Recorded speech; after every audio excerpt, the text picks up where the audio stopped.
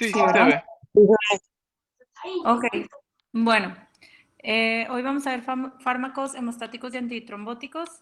Voy a estar haciendo unas preguntas a lo largo de la presentación y me gustaría que contestaran otras personas aparte de Diego y Ricardo, que son los que casi siempre participan. Entonces, ¿alguien que me quiera definir cuál es la diferencia de coagulación y fibrinolisis? América Córdoba, ¿qué es coagulación? Para poder entender el uso de estos medicamentos, pues hay que entender primero los términos en donde van a actuar. Sí. Pues según yo, coagulación es lo que previene que se dé el sangrado y fibrinolisis vendría siendo como el lisis de, bueno, sí, cuando ese coágulo está formado, como la destrucción de este. ¿Y fibrinolisis? Mm, se forma como... Raudel Valenzuela, ayúdale a tu compañera. ¿Con fibrinolisis? Ajá. Coagulación y fibrinolisis, ¿qué le dice? Coagula- Coagulación es la formación de un coágulo alrededor de por ejemplo, en el electricidad tienes la exposición de factores protrombóticos y encima de eso se puede generar un coágulo. Llegan, se activan plaquetas, se agregan y se forman, se conectan con fibrinógeno que pasa a formar fibrina y se forma un coágulo. Y fibrinolisis es el proceso contrario.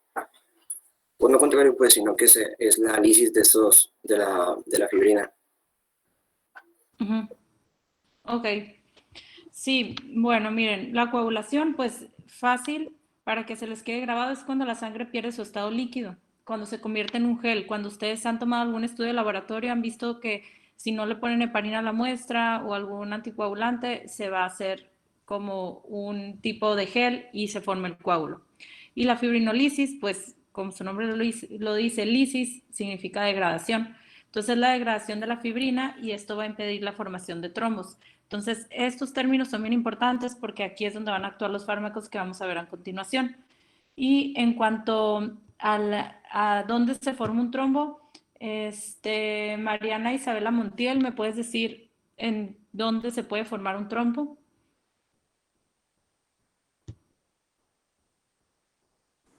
¿En los vasos? Ajá, ¿en qué vasos? Pues, los coronarios. Sí, arterias y venas. ¿Ok? Entonces, esos van a actuar nuestros fármacos. Los fármacos antitrombóticos pues incluyen productos antiagregantes plaquetarios que obviamente como su nombre lo dice inhiben la activación o agregación de las plaquetas, anticoagulantes que atenúan la formación de fibrina y fibrinolíticos que degradan dicha sustancia y por consiguiente todos los fármacos antitrombóticos incrementan el riesgo de que Karen Ileana Vidal.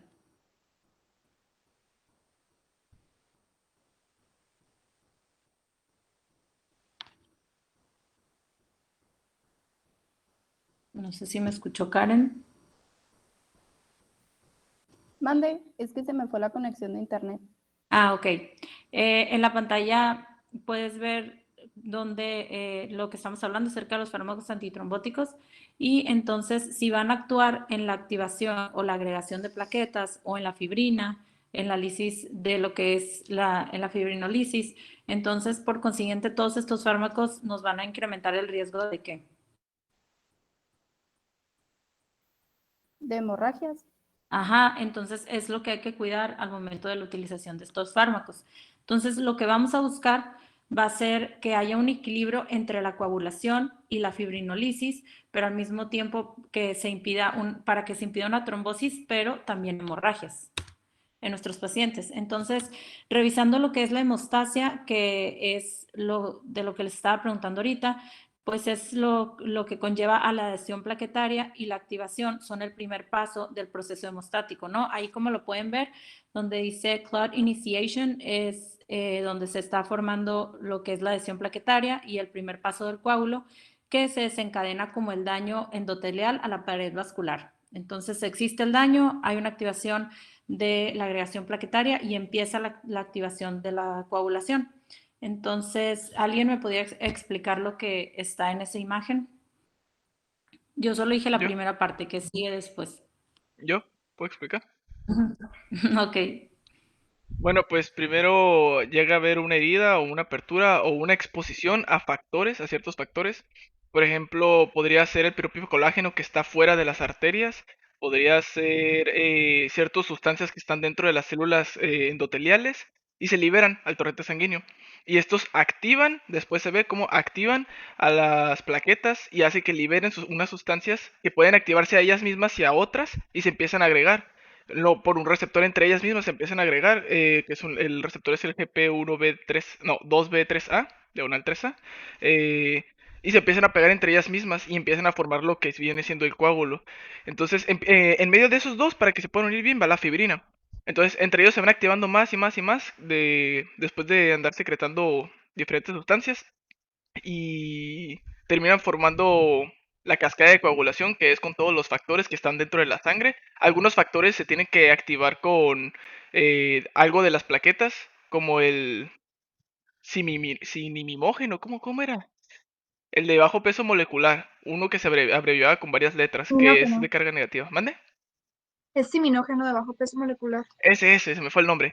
Entonces, se activa toda la cascada de coagulación, se forma la red de fibrina y esta va atrapando también eritrocitos hasta que se arregla el daño. Una vez arreglado el daño, empieza a haber una mayor tendencia hacia la fibrinolisis, activando el plasminógeno y pues ya se degrada la fibrina a PDFs o productos de degradación de la fibrina y ya una vez resuelto todo, vuelve a su estado original. Ujú. Muy bien. Pues básicamente, sabiendo lo que son estas etapas de la hemostasia, es donde van a actuar nuestros medicamentos, a qué nivel y saber en qué momento van a parar, ya sea esa formación de coágulos o de trombos. Entonces, aquí, como pueden ver en la imagen, pues las plaquetas van a activar a la trombina y al tromboxano A2, ¿ok? Como se ve ahí, que forman el coágulo o trombo hemostático primario. Entonces, ya formándose ese trombo, pues ya una vez formado, la trombina se transforma el fibrinógeno en fibrina y amplifica lo que es la activación y la agregación plaquetaria. Entonces, por eso el resultado final pues son los fragmentos de fibrina, que posteriormente se va a llevar a cabo con esto, la fibrinolisis, que impide la formación de trombos. ¿Ok? Entonces, esto es lo mismo, hablando acerca de la hemostasia, pues obviamente vamos a tener una vía intrínseca y otra vía extrínseca y van a actuar diferentes factores de coagulación. Una es la fase vascular y otra es la fase plaquetaria, que es lo que vimos ahorita, la agregación plaquetaria. Y aquí lo que van a tener en común estas vías es la protombina, la trombina y la fibrina. Pasando estas fases de coagulación es donde tenemos lo que es la retracción del coágulo, fibrinolisis y destrucción del coágulo.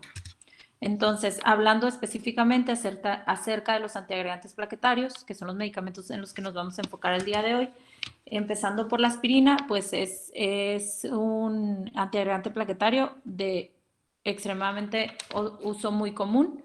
Es utilizado mayormente en pacientes con alto riesgo de coagulación. ¿Alguien me quiere dar algún ejemplo de un estado de alto riesgo de coagulación donde se pueda utilizar?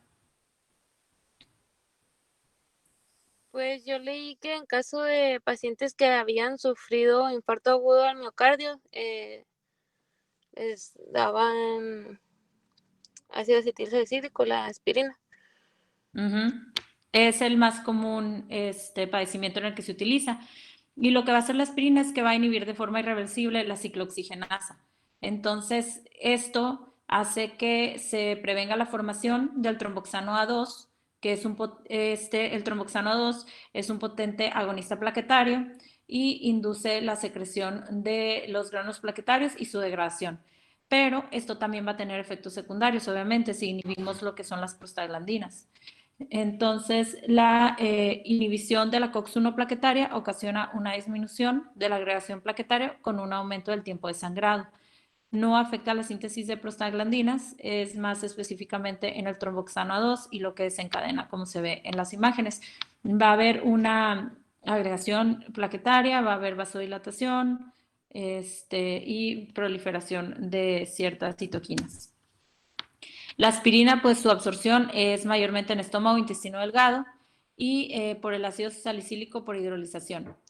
Se dice que la vida media plasmática máxima es a los 30 minutos y la biodisponibilidad vía oral es del 50% y la vida media de 20 minutos. Entonces, como comentaban ustedes, sus indicaciones va a ser en tratamientos de síndromes coronarios agudos, pacientes con angina inestable, pacientes que han sido sometidos a intervencionismo coronario y pacientes con revascularización coronaria, prevención como prevención primaria y secundaria, y las contraindicaciones obviamente va a ser hemorragia gastrointestinal o alergia a ese medicamento.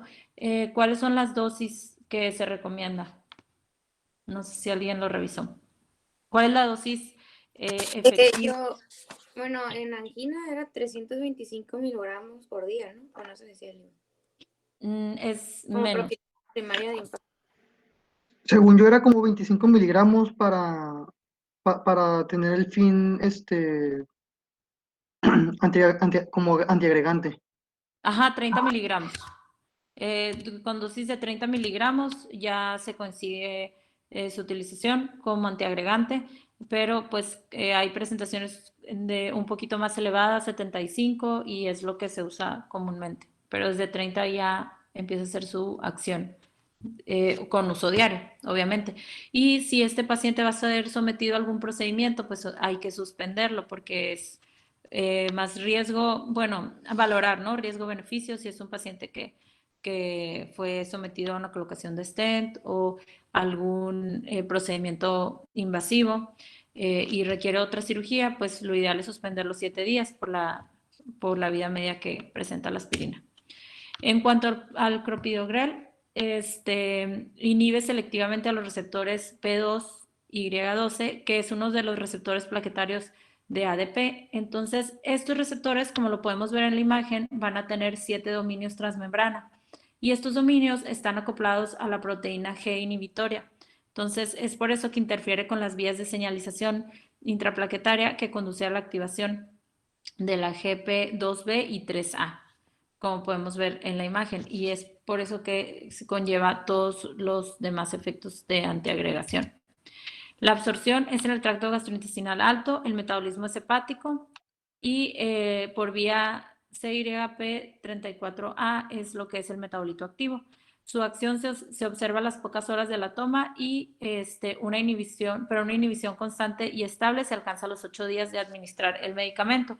Normalmente se le da una dosis de carga al paciente y posteriormente se inicia el mantenimiento, que son 75 miligramos al día.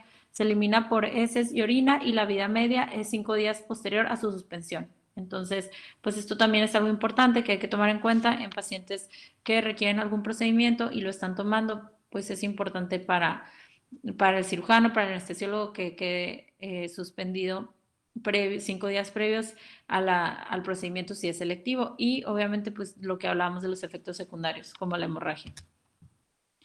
La ticlopidina, bueno, entonces solo para, no sé si les quedó duda aquí acerca del mecanismo de acción, pero pues la inhibición del ADP resulta en un incremento del AMP cíclico. Me faltó mencionarlo. Y ese AMP cíclico es el que causa un estado refractario de la plaqueta, por lo que no existe una agregación plaquetaria, porque el AMP cíclico va a bloquear esta agregación plaquetaria. ¿Ok? Y acerca de la ticlopidina, su mecanismo de acción es que inhibe la unión de la ADP dependiente de fibrinógeno a la membrana plaquetaria, entonces otro que actúa en la membrana plaquetaria y evita su activación del receptor GP2B y 3A, que es lo que vimos en la imagen pasada, que es el paso final a la agregación plaquetaria. El metabolismo es hepático y excreción renal y tiene una vida media de 4 a 5 días. Igual se recomienda una dosis de carga de 500 miligramos y mantenerlo con una dosis de 250 miligramos cada 12 horas. La ticlopidina, las indicaciones, principalmente es utilizado en pacientes con stent o profilaxis secundaria en accidente cerebrovascular. Y este tiene efectos secundarios aparte de lo que es la hemorragia, la neutropenia, la púrpura trombocitopénica y toxicidad hepática, diarrea y sangrados menores. Este tiene como efecto secundario el sangrado es menor a los demás medicamentos que ya mencionamos. Los inhibidores de la glicoproteína 2B y 3A, que son los FIBAnes, van a bloquear la vía final y común de la degradación plaquetaria.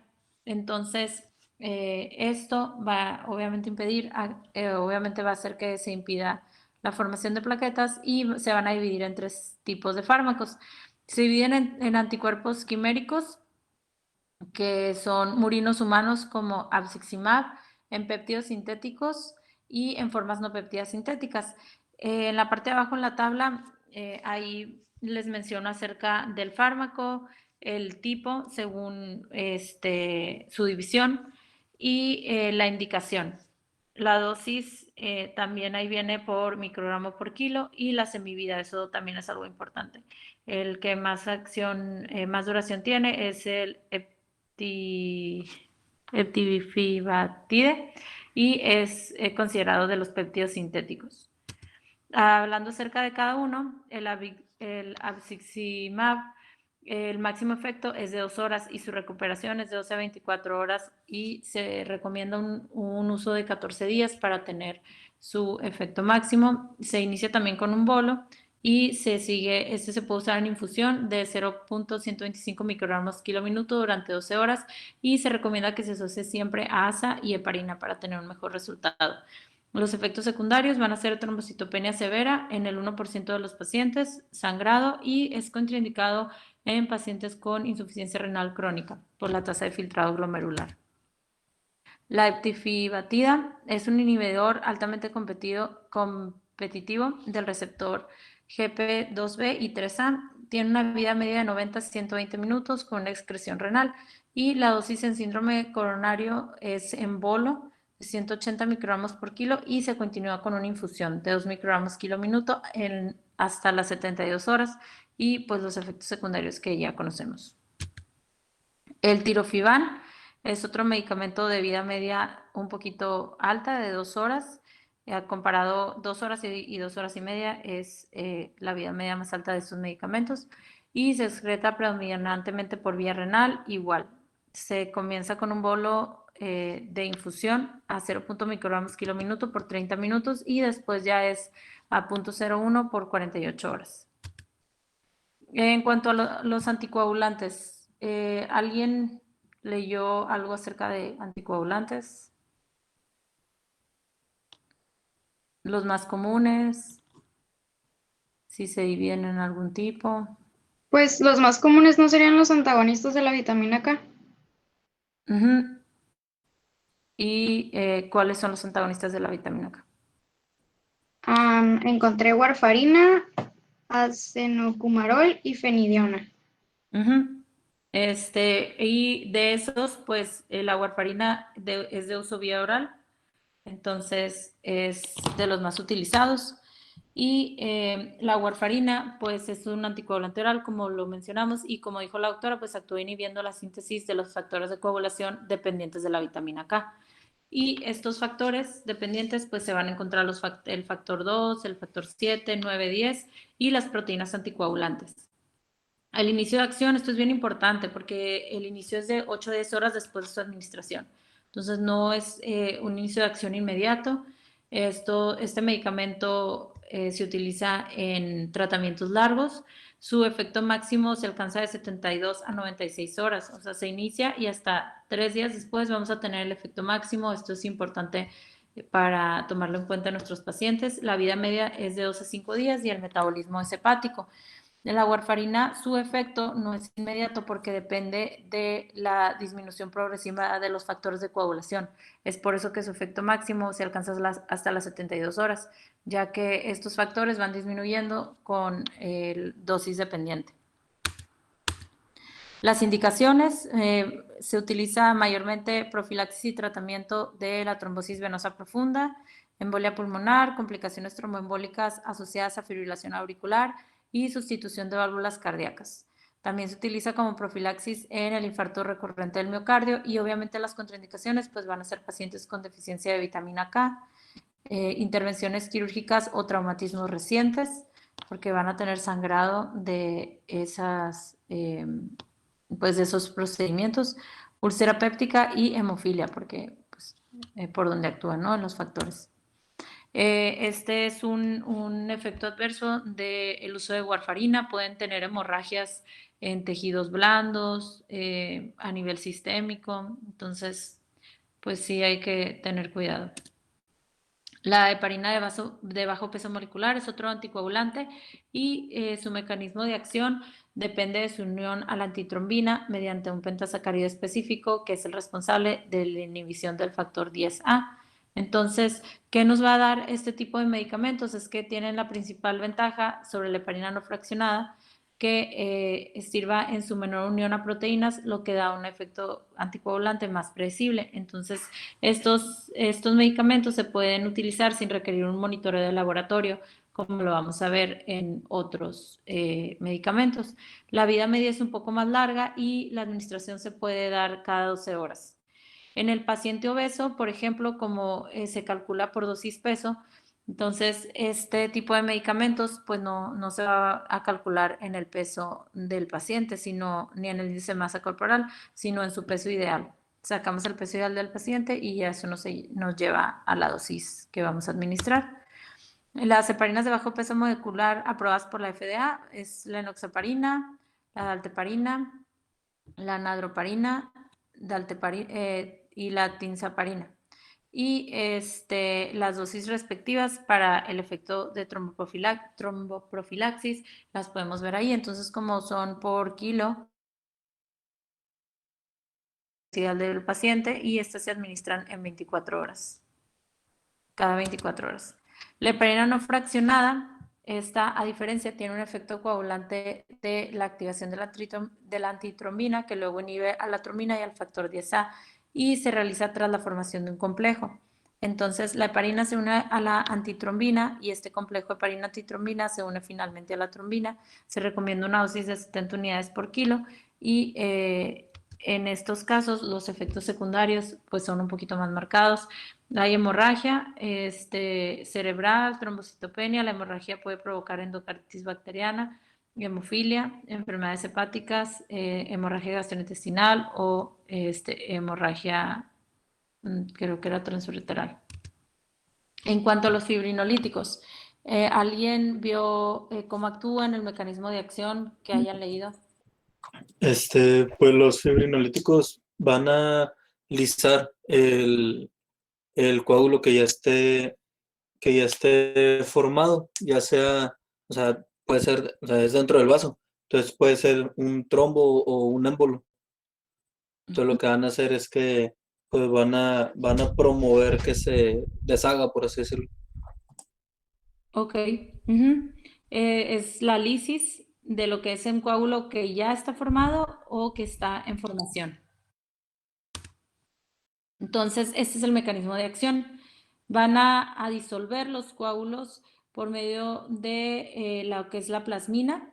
Actúan como activadores directos o indirectos del plasminógeno. Entonces, ¿esto qué quiere decir? Que van dando lugar a la conversión de esta proenzima en su forma activa, que viene siendo la plasmina, y a su vez cataliza la degradación de fibrino, fibrinógeno y lo lleva al producto final, que es la degradación del coágulo por medio de la fibrina. Entonces, los medicamentos que están contemplados como fibrinolíticos son las estreptoquinasas y los específicos para la fibrina, que son la ateplasa, reteplasa y tecnoteplasa. La clasificación, pues existen desde la primera generación que se dio alrededor de 1980 con la estreptoquinasa y uroquinasa. Posteriormente salió la segunda generación con el activador tisular de plasminógeno, que es la ateplasa, y alrededor del 2000 fue la tercera generación, que es la reteplasa y la tenecteplasa. Entonces, estos medicamentos, conforme fueron avanzando, pues empezaron a haber menos complicaciones. La vida media es corta, es de 4 a 6 minutos en lo que es la teplasa. En la reteplasa es de 13 a 16 minutos, por ejemplo, y la oroquinasa de 7 minutos. Las dosis las podemos ver ahí y pues las complicaciones es que pueden tener propiedades neurotóxicas y incrementan el riesgo de sangrado intracraneal. La estreptoquinasa es un agente fibrinolítico aislado de cultivos de estreptococo beta hemolítico del grupo C. ¿Y cómo va a tener el mecanismo de acción? Pues como lo vimos en la tablita. Activa el paso de plasminógeno a plasmina y hidroliza las redes de fibrina. Entonces, en cuanto a la farmacocinética, pues su administración puede ser por infusión intravenosa o intracoronaria. Y los efectos adversos más comunes son náusea, vómito, hemorragia. Obviamente puede haber cambios de presión como la hipotensión. Hay unos medicamentos que van a estar un poco más marcados que otros y pues reacciones alérgicas. Está contraindicado en pacientes con fibrilación auricular, hipertensión arterial severa, aneurisma o malformación arteriovenosa por el riesgo de sangrado, coagulopatías y episodios de sangrado gastrointestinal o genitourinario. Obviamente, pues valorar riesgo-beneficio, ¿no? Si es un paciente que lo requiere, pues ver cuál tiene menos efectos adversos. La oroquinasa es un activador endógeno y no es fibrino específico. Entonces, esto también conlleva a que tenga menos efectos adversos del plasminógeno y fue aislada inicialmente en la orina humana. El mecanismo de acción pues va a actuar activando el gluplasminógeno por rotura de un enlace peptídico para la formación de gluplasmina, una enzima proteolítica y que es tripsina-like, entonces va a degradar a la fibrina y otras proteínas plasmáticas por medio de la tripsina. La farmacocinética va a tener una vida media de 4 minutos, como lo vimos en la imagen, y para ambas formas y vida media final más corta que lo que es ahí se me fue el nombre, la prouroquinasa. Y aproximadamente de 10 a 20 minutos va a ser esta vida media. El activador tisular plasminógeno existe lo que es la teplasa o la euteplasa, que la euteplasa se considera que es una formación de 2 cadenas y es un agente fibrinolítico recombinante humano, induce la transformación de plasminógeno a plasmina. Entonces, la característica fundamental de este fármaco es que tiene la posibilidad de lograr una trombosis selectiva. Este sí actúa de manera selectiva y el efecto secundario más común pues es el riesgo de hemorragia. Casi todos comparten ese efecto secundario. La anistrepteplasa, su mecanismo de acción es que va a inhibir su degradación por los inhibidores endógenos de la fibrinólisis sin impedir que se fije a la fibrina. Entonces, este no va a ser fibrinolítico específico. Y la farmacocinética es que se puede administrar por infusión IV y se puede observar su efecto sobre las arterias que se encuentran ocluidas en los primeros 45 minutos. Este fármaco tiene una serie de ventajas, tiene mayor vida media, es un fármaco no fibrino específico, como ya lo mencioné, entonces presenta mejor unión a la fibrina y acumulación en el trombo, por lo que va a causar menor fibrinogenólisis que los demás medicamentos que vimos y menor incidencia de reacciones adversas secundarias al tratamiento. Entonces, los que son fibrino específicos pues van a tener más reacciones secundarias. La reteplasa es un activador de plasminógeno recombinante y esta está indicada en pacientes con infarto agudo al miocardio para mejorar la función ventricular después de algún infarto agudo y para reducción de la incidencia de insuficiencia cardíaca congestiva y reducción de la mortalidad asociada a infarto. Entonces, su mecanismo de acción va a ejercer sobre el sistema fibrinolítico endógeno y va a romper el enlace entre la arginina y la valina para convertir el plasminógeno en plasmina. Y las indicaciones, pues es como lo vimos en el infarto agudo y se recomienda 10 unidades intravenosa en bolo de 2 minutos, seguida a los 30 minutos de un bolo de otras 10 unidades IV también por 2 minutos. La tenecteplasa es un agente fibrinolítico activador ticelular del plasminógeno que ha demostrado una equivalencia al eteplasa. Las reacciones alérgicas y la hipotensión son poco frecuentes. Aquí este es el que causa menos efectos cardiovasculares de hipotensión, y la hemorragia es el efecto pues no deseable más común. Se va a administrar también en bolo IV y se debe administrarse heparina simultáneamente para reducir el riesgo de oclusión coronaria posteriormente a su utilización.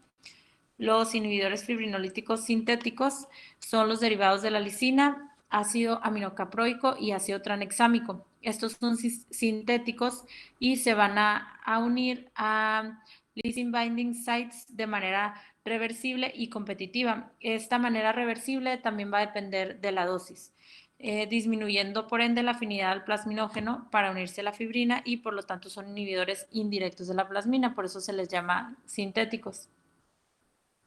El ácido tranexámico y ácido aminocaproico.